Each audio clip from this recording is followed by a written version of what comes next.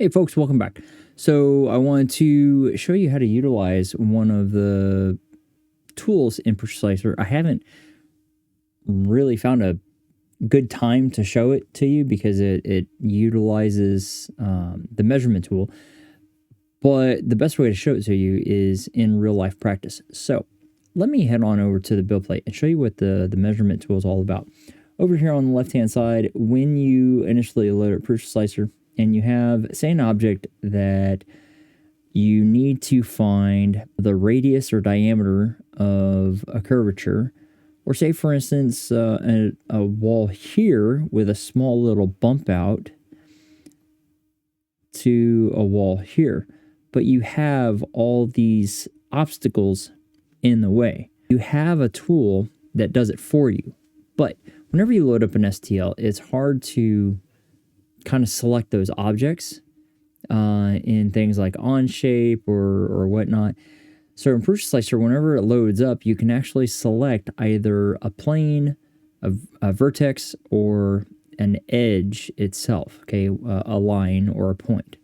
All right, so let's head on back over to Prusa Slicer. In order to select this tool, what you're going to do is you're going to hit M on your keyboard, and then you are going to select the measurement tool, and then you can start selecting an object. So once again, you can select this specific plane, and you need to know the distance between this specific plane. And that gives you down to the thousandths. Say, for instance, you need to get this to be specifically at 2 millimeters. Well, you can hit the little edit button, and you edit the whole entire object to scale. It's not moving or thinning out that box. It's actually scaling the whole object as a whole. So here we need to scale it down to be 2 millimeters directly. And you'll notice the bottom right-hand corner, you have an overall length, width, and height. Whenever you select that being 2 millimeters and hit scale, now the whole overall dimensions of everything else also change.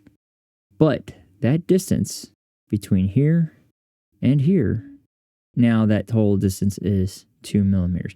But the overall size, the whole thing changes. So be very, very careful whenever you're making a change like this. You're not just specifically making a change to that part. For that, you're going to need more specialized tools. This is just a quick sizing guide. But say, for instance, you need to find the dimensions of the radius or the diameter of this curvature right here. You can select that edge, and now you have that specific diameter. But you can also go one further and select another edge, and now you can get the distance between these 2 points, but the actual reference of those diameters are gone. You have the distance, that's great, but you still need the diameters of those circles. Well, if you look down the bottom left-hand side, you'll see in blue is going to be the blue diameter, and then in purple is going to be the purple diameter. Okay, so you have 3 reference points there. But now, once again, you need to find the distance of this entire run right here. Okay, instead of selecting one edge and then selecting another edge, which will give you kind of a skewed reference point, you want to find out what that overall length is. All you got to do is just select an edge reference point, and then look down here. It says selection 1, edge, length, 100 and some change. Okay, very, very simple to use. The last thing I want to show you is if you need to select a vertex, which is a point, and then you want to find out, say, for instance, from that point down to this point, how far that is. Well, instead of selecting planes, you can actually select the vertex. And now from that point to that point, you're seeing 32.851. So that's it. Simple, sweet, to the point. If you find that for some odd reason I am using this completely not what it's used for, and you know exactly what it's supposed to be used for, let me know in the comment section below. Also, if you find it to be helpful, give me a like, thumbs up, whatever. Subscribe if you haven't already done so. Just kind of helps with the analytics.